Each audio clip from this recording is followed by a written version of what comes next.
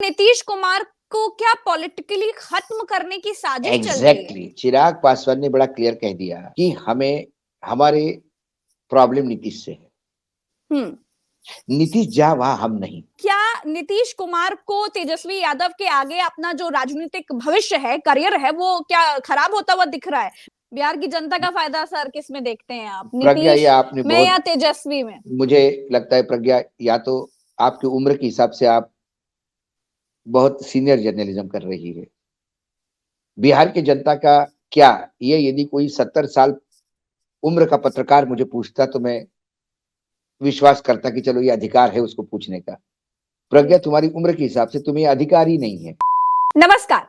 नीतीश कुमार के आने से चिराग पासवान एनडीए से नाराज बताए जा रहे हैं।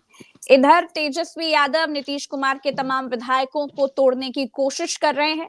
दूसरी तरफ लालू प्रसाद यादव तेजस्वी को मुख्यमंत्री बनाने के लिए जीतन राम मांझी को लुभावने ऑफर दे रहे हैं। इधर राहुल गांधी ने भी जीतन राम मांझी से फोन पर बात कर ली है। तो तेजस्वी कहीं बहुमत ना सिद्ध कर दे, इसके लिए बीजेपी कांग्रेस के विधायकों को भी तोड़ने के लिए, अपनी तरफ करने के लिए पूरे प्रयासरत है। सूत्र ये बता रहे हैं कि लालू प्रसाद यादव के पास तेजस्वी यादव को मुख्यमंत्री बनाने के लिए करीब 4 विधायक कम पड़ रहे हैं। तो कौन बनेगा बिहार का मुख्यमंत्री और कैसे बनेगा, इस पर बात करने के लिए हमारे साथ राजनीतिक विश्लेषक और वरिष्ठ पत्रकार अशोक वानखेड़े सर हैं। सर, आपका बहुत बहुत स्वागत है। प्रणाम प्रणाम। अशोक सर, तेजस्वी यादव ने ऐलान कर दिया है कि वो इतनी आसानी से तख्ता पलट नहीं होने देंगे, और दूसरी तरफ चिराग पासवान ने यह बात कह दी है कि मैं एनडीए में हूं लेकिन उनके दरवाजे हमेशा खुले हुए हैं। इसे कैसे देखते हैं आप? देखिए, इसमें दो तीन चीजें हैं प्रज्ञा। अभी आपने बताया सूत्रों के अनुसार, जी। बिहार की राजनीति में मुझे लगता है कि ये सूत्र अभी कोई मायने नहीं रखते। बिहार की राजनीति में वर्तमान में तो मुख्यमंत्री की जगह खाली नहीं है। मुख्यमंत्री बने हैं नीतीश यादव, नीतीश हम्म। कुमार। साथ में तेजस्वी यादव उप मुख्यमंत्री है और सरकार चल रही है। किसी ने भी गवर्नर को कोई लेटर नहीं दिया। इंडिकेशंस बहुत हो रहे हैं। बीजेपी वाले भी कंफ्यूज है कि नीतीश को ले ना ले, नीतीश लायबिलिटी बने या एसेट बनेंगे। दूसरी ओर बीजेपी का लोकल यूनिट चाहता है कि बीजेपी अपने बलबूते पे सरकार बनाए, तो नीतीश की क्या जरूरत है? नीतीश के लोग नीतीश को समझा रहे हैं कि अभी आप 43-45 पे हैं, लेकिन आरजेडी के साथ आप है तो कम से कम आप एक दादागिरी से सरकार चला पा रहे हैं। पूरे जब से आरजेडी के साथ सरकार बनाई है नीतीश जी ने, नीतीश जी की सिक्का चल रहा है। कई बात पे आरजेडी ने तो कभी नीतीश को ये नहीं बोला कि आपने ये क्यों किया, ये क्यों किया। लेकिन जब 45 के भरोसे आप सरकार चलाओगे तो क्या बीजेपी आपको आपके हिसाब से सरकार चलाने देगी? वो तो गृह मंत्री पद भी मांग रहे हैं, स्पीकर की भी मांगेंगे, डिप्टी चीफ मिनिस्टरशिप भी मांगेंगे और पूरा कब्जा रखेंगे मंत्रिमंडल पे। वर्तमान में पूरे मंत्रिमंडल पे, पूरे राज्य पे कब्जा है नीतीश कुमार का। आयरन ग्रिप के साथ और काम कर रहे हैं। कोई आरजेडी का मंत्री भी है उसको फटकारते भी है, उसके काम भी रोकते, तो उसकी हिम्मत नहीं नीतीश को कुछ बोलने की। क्योंकि उनके जो नेता है उनने कहा कि आपको पूर्ण रूप से समर्पण के साथ काम करना है, चचा को कहीं लगना नहीं चाहिए। और इसका चंद्रशेखर जैसे आदमी का, जो बहुत ही क्लोज है परिवार के, लालू परिवार के, उसका मंत्रिमंडल में पूरा डिपार्टमेंट बदल दिया, बहुत ही थर्ड रेट डिपार्टमेंट उनको दे दिया, उसके बाद भी आवाज नहीं आई। और तेजस्वी ने कहा कि ये मुख्यमंत्री जी का अधिकार है किसको कौन सा मंत्रालय दे और हम उससे खुश हैं। तो कुल मिलाकर पिछली बार जो हुआ था, देखिए हर बार जब सरकार टूटती है तो उसके कोई एक शहादत लेता है, कोई कारण ढूंढता है। पहली बार नीतीश कुमार को कारण नहीं मिल रहा है सरकार छोड़ने का, कोई कारण नहीं मिल रहा है। यदि आपने कहा कि लल्लन सिंह को साथ मिलके वो हमारी पार्टी तोड़ रहे, तो वो लल्लन सिंह आज आपके खास कैसे है? आप ही के साथ बैठे हैं घर में। आप ये कहते हो कि मेरी पार्टी तोड़ी, किसी को तो ऑफर दिया होगा, कोई तो एमएलए होगा आपका जो सामने आके कहेगा कि हाँ मेरे आरजेडी वाले हमको लुभा रहे थे। इसके पहले आप बीजेपी के साथ क्यों गए? क्योंकि आपने कहा कि ये सांप्रदायिक पार्टियां हैं, मेरे जीवन में मैंने सबसे बड़ी भूल की जाके, लेकिन अब मैं मरना पसंद करूंगा लेकिन जाऊंगा नहीं बीजेपी में। ये बोल के समाजवादी विचारधारा एक होनी चाहिए करके आप आ गए। अब इस बार क्या है प्रॉब्लम? आरजेडी भ्रष्ट है तो आप ही ने कहा इन सरकार बनाने के बाद कि लालू को जबरदस्ती भ्रष्ट भ्रष्ट का लेबल लगाया गया और लालू अच्छे हैं, आप इन्हें सर्टिफिकेट दिए। हम्म। क्या आपकी सरकार आने के बाद ऐसा कोई भ्रष्टाचार का मामला आया जिसमें आरजेडी के लोग इन्वॉल्व थे? आप कारण क्या ढूंढ रहे हो? आप इस सरकार छोड़ के जाना क्यों चाहते हो? अशोक सर, तो सरकार छोड़कर आपके जाना पास तो एक एक कारण, बात हो गई, नहीं नहीं, इंडिया आपके छोड़कर पास कारण, नीतीश कुमार क्यों छोड़कर मैं जाना वही चाहते हैं? वही नहीं दो नहीं, कारण इंडिया चल रहे हैं। दो इंडिया दो गठबंधन छोड़कर, क्योंकि मेन अगुवा के तौर पर नीतीश कुमार ही दिखे, पहली बार पटना हाँ, में जो मीटिंग हुई वो बिल्कुल इन्होंने कराई। बिल्कुल दो कारण बिल्कुल। चल रहे हैं। पहला कि इंडिया गठबंधन में विपक्षियों की तरफ से नीतीश कुमार को वो सम्मान नहीं मिला जो वो डिजर्व करते थे, इसकी वजह से वो बीजेपी के साथ मोर कंफर्टेबल फील कर रहे हैं। दूसरा कारण सर ये चल रहा है कि क्या नीतीश कुमार को तेजस्वी यादव के आगे अपना जो राजनीतिक भविष्य है, करियर है, वो क्या खराब होता हुआ दिख रहा है? मतलब अपना आभा मंडल कुछ कम होता हुआ दिख रहा है। ये दो चीजें मैं चल बता रहा रही हूँ, हैं जी। प्रज्ञा 2 मिनट बता दो।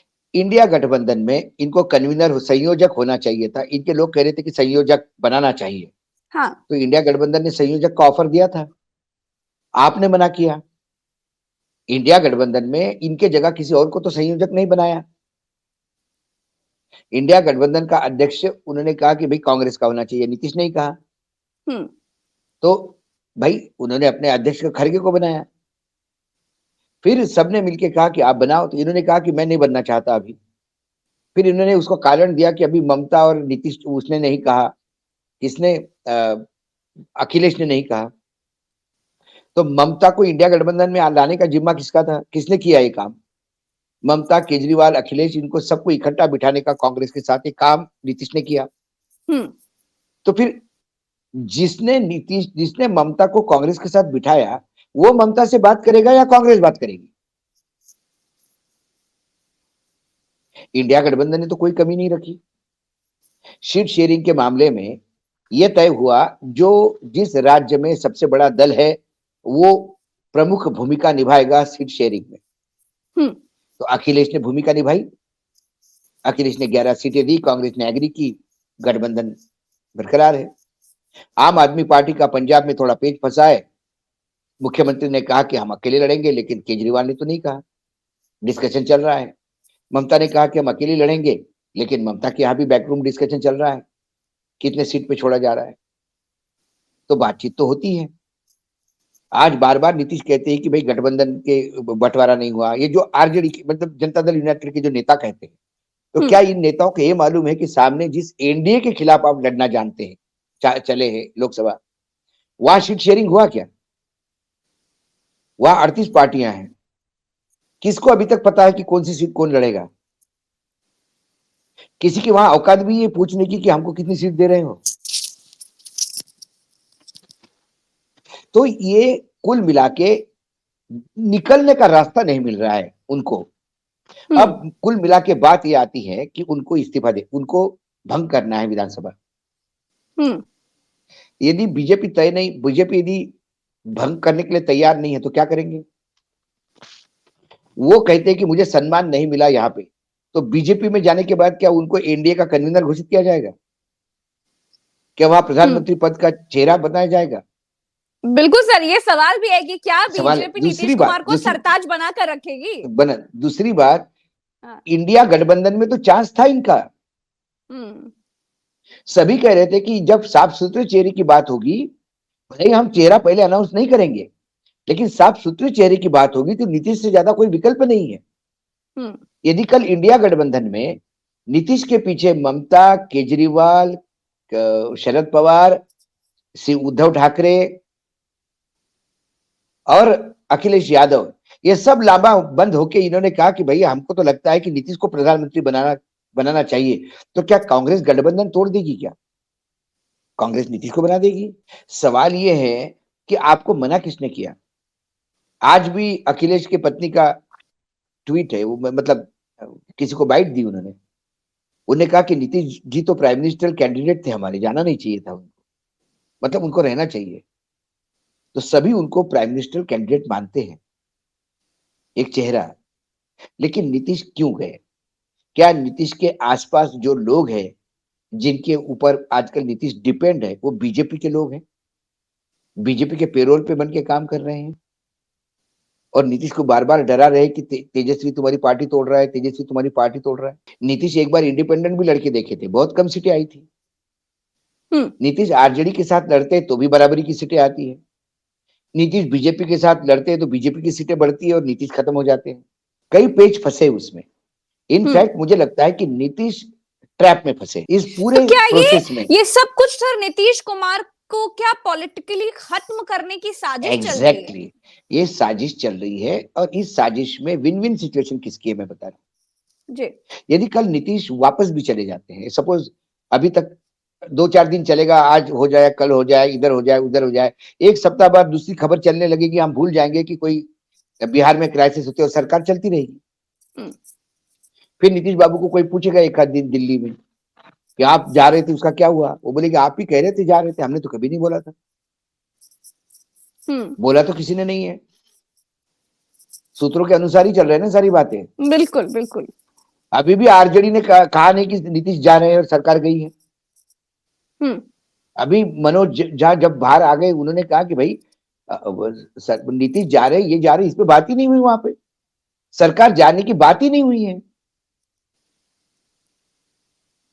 तो कुल मिलाकर लेकिन सर तेजस्वी यादव ने तो ट्वीट किया है ना कि हम इतनी आसानी से तख्ता पलट में होने नहीं दूंगा, दोबारा से ताजपोशी होने नहीं दूंगा। उन्होंने कहा, उन्होंने बीजेपी को कहा कि यदि आप तख्ता पलट कर रहे हैं तो इतने आसानी से हम करने नहीं देंगे। तख्ता पलट तो बीजेपी चाहती है ना वहां पे। हाँ। बीजेपी के लिए धर्म संकट है कि नीतीश एसेट है या लायबिलिटी है, ये अभी कंफर्म नहीं कर पा रहे। यदि नीतीश के साथ सरकार बनाते हैं तो वो गृह मंत्रालय भी चाहेंगे, स्पीकर भी चाहेंगे, डिप्टी चीफ मिनिस्टरशिप भी चाहेंगे और कंट्रोल भी चाहेंगे, मंत्रालय पर कंट्रोल रखेंगे। नीतीश की औकात नहीं होगी कि बीजेपी किसी मंत्री को ये कहे कि तुम ये ऐसा नहीं करो, ऐसा करो। वो तो दिल्ली से चलेंगे। और सबसे इंपॉर्टेंट बात जो है वो बीजेपी रूल्ड स्टेट में जातिगत जनगणना की मांग उठेगी। गरीब परिवार को 2 लाख रुपए उनको भी चाहिए, जब बिहार में आप दे सकते हो, क्योंकि वो बीजेपी की सरकार दे रही है 2 लाख रुपए। अब जातिगत जनगणना ये बीजेपी की सरकार ने कही, ऐसा कहा जाएगा। आरजेडी के लिए तो शहादत है, तेजस्वी के लिए तो विन विन सिचुएशन ये है कि तेजस्वी कहेगा कि हमारी गलती क्या है बताइए। हमने चचा को मुख्यमंत्री बनाने के बाद एक बात बताइए जिसमें चचा नाराज हो जाना चाहिए। सर आपको लगता है कि अगर नीतीश उस तरफ जाते हैं, एनडीए में जाते हैं, तो तेजस्वी यादव को सिंपैथी मिलेगी बिहार के लोगों की, बिहार के वोटरों की? यकीनन सिंपैथी मिलेगी। पिछली बार और इस बार में बहुत फर्क है। पिछली बार जब नीतीश और आरजेडी की सरकार बनी थी तब आरजेडी में झगड़े बहुत थे। याद कीजिए, वो लालू जी का दूसरा जो बेटा था वो लगातार रोज उधम करता था। कोई किसी का मतलब आरजेडी में इतने झगड़े हो गए थे कि हास्यास्पद हो गया था सरकार बनना। और फिर भ्रष्टाचार के आरोप लगने शुरू हो गए तो नीतीश ने कहा नहीं, ये भ्रष्टाचार नहीं चलेगा, हम तोड़ देते सरकार। तो लोगों को लगा कि देखो सुशासन बाबू है, ऐसी सरकार कौन चलाएगा। तो ठीक है, गए बीजेपी के साथ। तो भाई अभी चुनाव नहीं होना चाहिए, अच्छी सरकार देने की बात कर रहे हैं। लेकिन इस बार की बात अलग है कि इस बार आरजेडी पूरा कुनबा, कोई झगड़ा नहीं, कोई नीतीश से बदतमीजी नहीं, कोई एम्बेरेसिंग पोजीशन नहीं। ऐसे में नीतीश के पास कारण क्या है? नीतीश अभी कारण ढूंढ रहे हैं और नीतीश के स्पोक्स पर्सन केसी त्यागी जोकर साबित हुए हैं। कल रात को कह रहे थे कि हम इंडिया के साथ है, आज कहते कि इंडिया तार तार हो गया है। एक रात में तार तार हो गया इंडिया। उन्होंने कहा देखो पंजाब में क्या हो गया, देखो यूपी में क्या हो गया। उनको पता ही नहीं था यूपी में 11 सीट का समझौता हो गया, बंगाल में क्या हो गया, तार तार हो गया। मतलब एक रात में 10 घंटों में तार तार हो गया इंडिया। क्या पंजाब में बहुत पहले से नहीं चल रहा था? क्या ममता ने बहुत पहले नहीं कहा था हम अकेले लड़ेंगे? तब फर्क क्या था? फर्क था कि आपको बीजेपी से आश्वासन कंफर्म नहीं मिल रहा था कि वो मदद करेंगे, इसलिए आप इंडिया गठबंधन में बने रहना चाहते थे। आज आपको शायद वहां से कंफर्मेशन हर कुछ मांगे मान ली होगी आपकी। तो सारे सवाल ये है। एक बात तो मैं मानता हूं कि नीतीश अनकंफर्टेबल थे, इसलिए नहीं थे कि आरजेडी तकलीफ दे रही थी, इसलिए कि वो आत्मग्लानि से परेशान थे कि तीसरे नंबर की पार्टी मुख्यमंत्री पद लेके बैठी। और मैं किसी के दया पे हूं, मैं आरजेडी के दया पे हूं। बराबरी चाहते थे और वो बराबरी चाहने के लिए वो चुनाव में जाना चाहते थे विधानसभा भंग करके। लेकिन कई लोगों का कहना था कि विधानसभा भंग भी कर देंगे तो क्या गारंटी है लोकसभा के साथ विधानसभा के चुनाव होंगे? कोई गारंटी नहीं। लोकसभा के बाद 6 महीने बाद चुनाव, उन्होंने कहा कि लोकसभा पहले करेंगे उसके बाद विधानसभा करेंगे। इलेक्शन कमीशन क्या निर्णय लेगा, कैसा निर्णय लेगा? आप कोर्ट में जाते जाइए, कोर्ट में केसेस चलते रहेंगे। ऐसे में केयर टेकर गवर्नमेंट में आप कितना दम मार पाएंगे?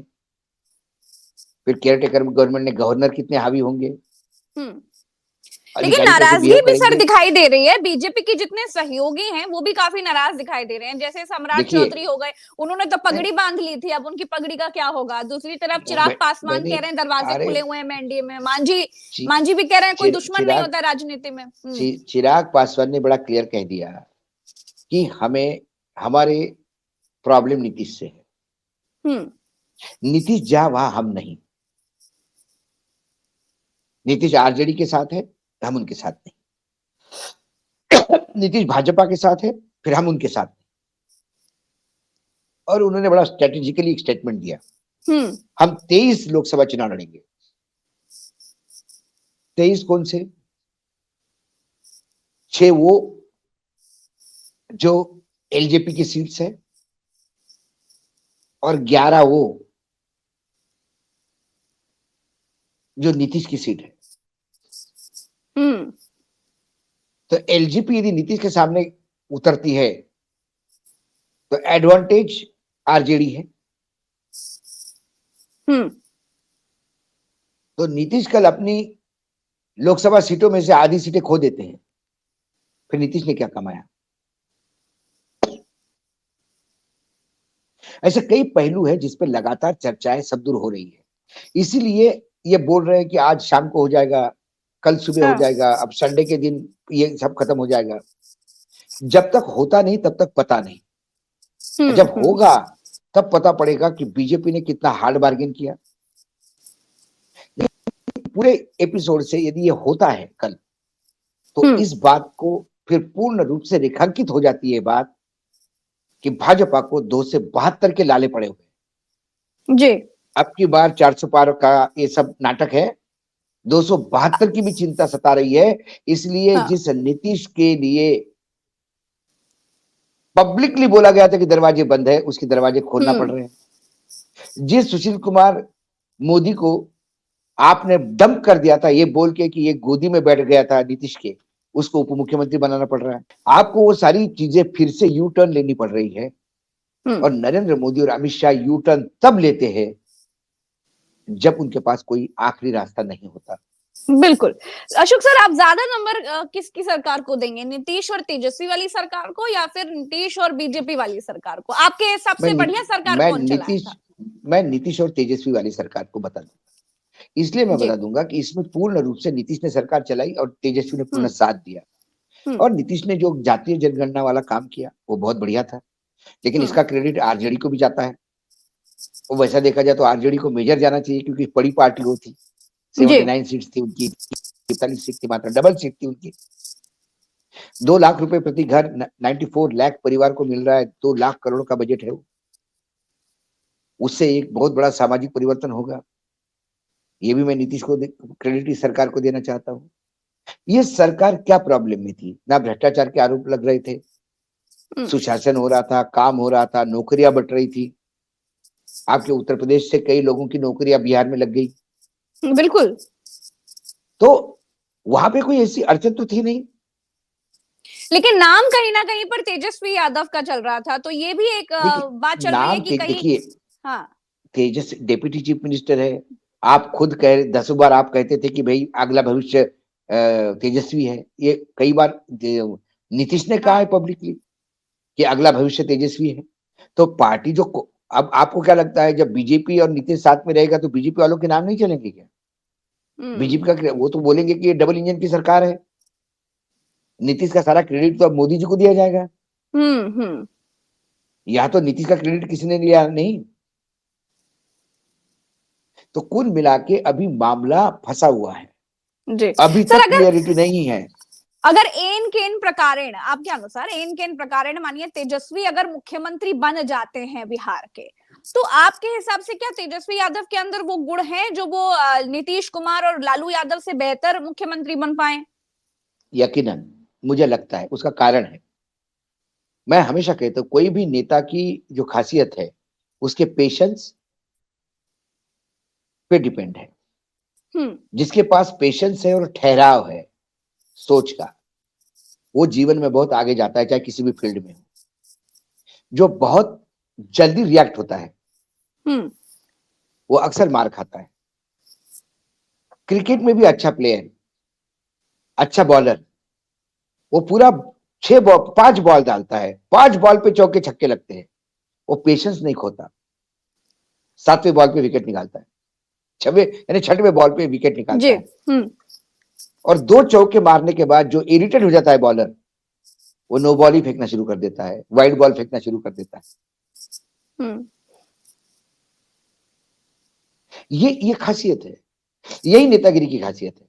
आप पूरे क्राइसिस देखिए, पिछले 2 महीने के क्राइसिस देखिए, मंत्रिमंडल में बदलाव किया, मंत्रिमंडल में इनके मंत्रियों को दुय्यम दर्जे का मिनिस्ट्री दे दी, कोई कंप्लेंट नहीं, कोई चीज नहीं, शांत रूप से चचा जो कहेंगे सो ठीक है, उनका अधिकार है, सही किया होगा, उन्होंने किया तो सही किया।